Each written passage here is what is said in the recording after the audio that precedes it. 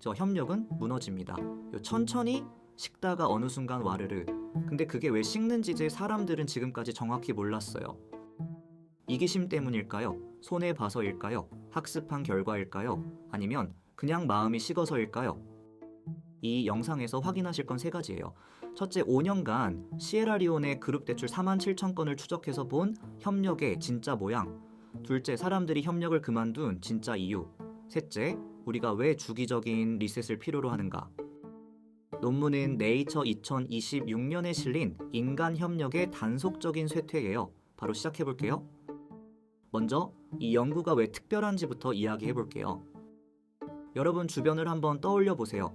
처음엔 잘 굴러가던 동아리, 처음엔 활기차던 회사팀, 처음엔 일사불란하던 자원봉사 모임이 어느 순간 시들해지는 경험 누구나 한 번쯤 해봤을 거예요. 인간은 협력하는 동물이라고들 하지만 실제로 협력이 오래 지속되는 일은 의외로 드물어요. 지금까지 이 현상을 설명하던 이론은 크게 세 갈래였어요. 첫째, 사람들이 합리적이라서 어느 순간 협력이 손해라고 계산에 빠진다는 전략적 설명. 둘째, 시간이 지나면 학습을 통해 무임승차의 진짜 결과를 알게 되어 빠진다라는 학습 이론. 셋째, 처음엔 헷갈려서 협력하다가 점점 자기 이익에 충실해진다라는 합리화 이론. 세 이론 다 그럴듯하지만 한 가지 공통점이 있어요. 전부 실험실 데이터에 기반한다는 점이에요. 문제는 사람들의 실제 협력은 몇 분이나 몇 시간 단위가 아니라 몇 달, 몇 년에 걸쳐 일어난다라는 거예요. 실험실에서 30분짜리 게임으로 본 협력 패턴이 진짜 사회의 5년짜리 협력에도 그대로 적용될까요? 누구도 그 질문에 자신 있게 답하지 못했어요. 왜냐면 그런 데이터 자체가 없었거든요. 그래서 이 연구팀은 어떤 질문을 던졌을까요? 옥스퍼드 비즈니스 스쿨과 칠레의 연구팀이 함께 던진 질문은 이거였어요. 호의적인 조건에서 같은 사람들이 모인 똑같은 그룹을 5년 동안 지켜보면 협력은 어떻게 변할까? 저자들은 한 가지 가설을 세웠어요. 만약 협력의 쇠퇴가 학습이나 합리적 계산 때문이라면 그건 완만하게 그리고 한쪽 방향으로만 진행돼야 해요. 한 번 빠지면 다시 안 돌아오죠. 근데 만약 행동적 심리적 요인 때문이라면 협력은 식었다가 어떤 신호에 의해 다시 살아날 수 있을 거예요. 이걸 진짜 사회 데이터로 구분할 수 있다면 협력의 진짜 동력이 뭔지 알 수 있는 거죠. 이걸 어떻게 풀었는지 보여드릴게요. 저 연구팀이 선택한 부대는 서아프리카 시에라리온의 마이크로파이낸스 그룹 대출이에요. 구조는 이래요. 4명에서 6명이 한 그룹을 이뤄 함께 대출을 받아요. 그리고 핵심은 한 명이라도 못 갚으면은 그룹 전체가 다음 대출 자격을 잃어요. 이걸 공동책임 계약이라고 해요. 이 구조는 실험실에서 다루는 협력 게임과 거의 똑같아요. 모두가 자기 몫을 내야 그룹의 공공재, 즉 다음 대출 접근권이 유지되니까요. 근데 동시에 진짜 사회예요. 사람들의 진짜 돈이 걸려있고 진짜 5년이 흘러요. 이 두 가지를 동시에 만족시키는 데이터는 사실상 이게 처음이에요. 연구팀이 분석한 데이터 규모는 이래요. 1589개 그룹, 7108명의 차주, 5년 동안의 47,931건의 그룹 상황 기록. 같은 그룹이 보통 한 사이클당 6개월에서 12개월 정도 대출을 받고 다 갚으면 3사이클로 갱신해요. 그래서 같은 그룹을 최대 5사이클까지 추적할 수 있었어요. 자, 그런데 데이터만으로는 사람들이 왜 협력을 그만뒀는지 알 수 없잖아요. 그래서 연구팀은 이 추가로 잃은 3건, 총 56시간의 심층 인터뷰를 진행했어요. 실제 차주들과 그룹 직원들에게 어떤 마음으로 협력했고 어떤 마음으로 그만뒀는지 직접 들은 거예요. 이렇게 큰 정량 데이터와 정성 인터뷰를 결합한 사회과학 연구는 진짜 정말 보기 드물어요. 그래서 무엇을 발견했을까요? 가장 먼저 눈에 띈 건 이거였어요. 한 사이클 안에서 협력률은 매달 조금씩 떨어졌어요. 재정적 기여율은 매달 0.64%씩, 협력 노력률은 0.97%씩. 숫자만 보면 작아 보이지만 우연일 확률은 10,000분의 1도 안 됐어요.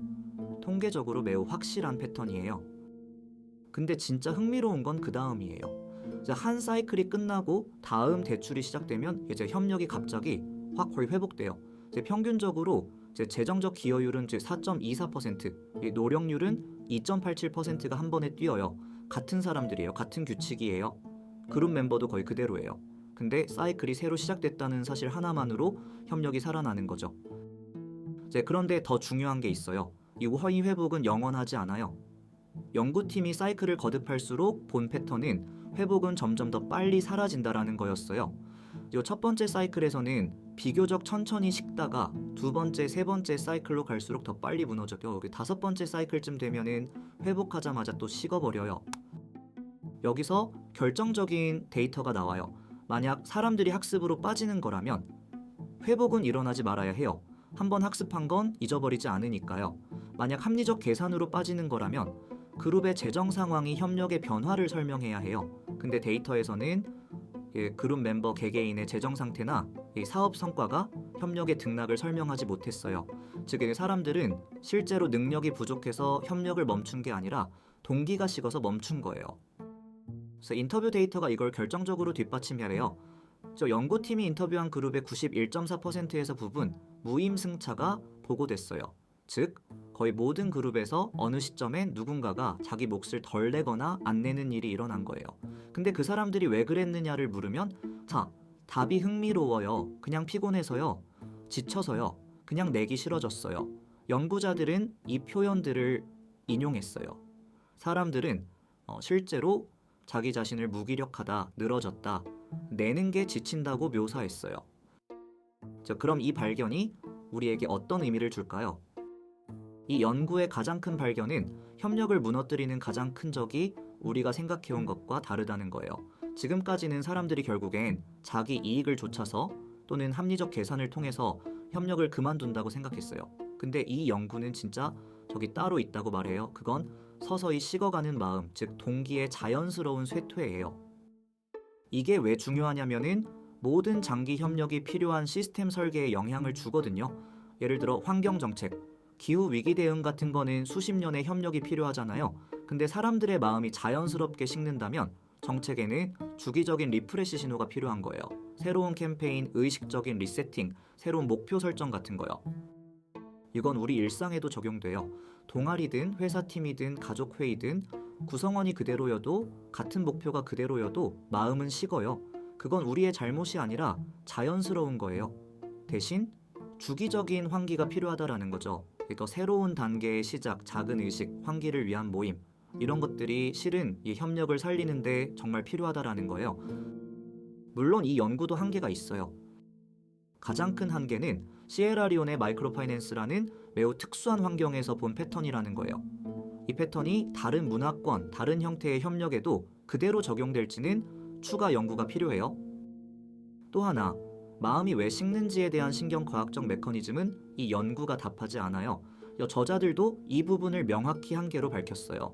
앞으로 심리학, 신경과학과 결합한 후속 연구가 필요한 영역이에요. 그럼에도 이 연구의 의미는 분명해요.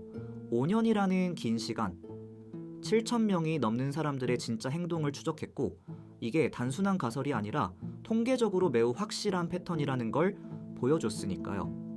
협력 연구가 실험실을 넘어 진짜 사회로 한 걸음 나아간 첫 번째 사례라고 평가할 만해요. 오늘 영상의 한 줄 요약은 이거예요. 협력의 진짜 적은 이기심이 아니라 서서히 식어가는 마음이다.